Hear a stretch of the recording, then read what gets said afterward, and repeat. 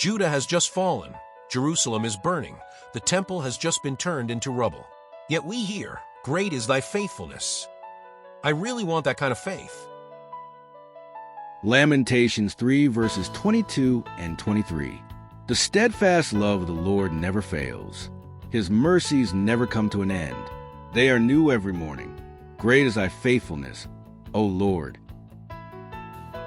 This passage is an old friend.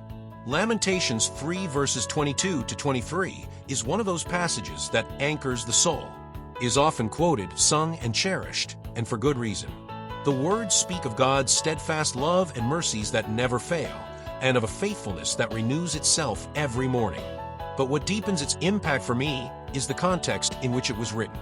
This is not a triumphant declaration made in times of peace and prosperity. It comes from the heart of devastation. Jerusalem had just fallen.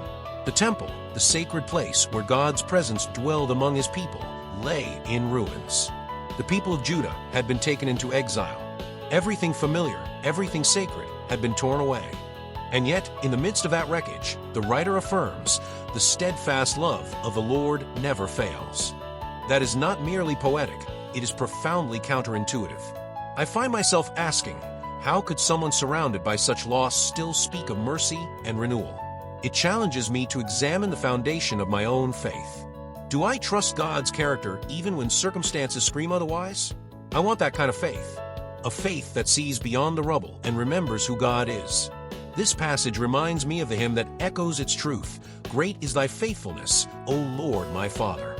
That line has carried me, and I suppose many generations, through grief, uncertainty, and change.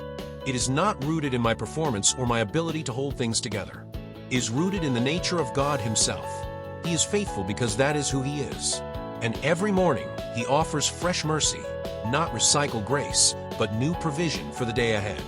That is the kind of God I want to trust, especially when life feels like exile. And that is my thought for today. God bless, and have a great day.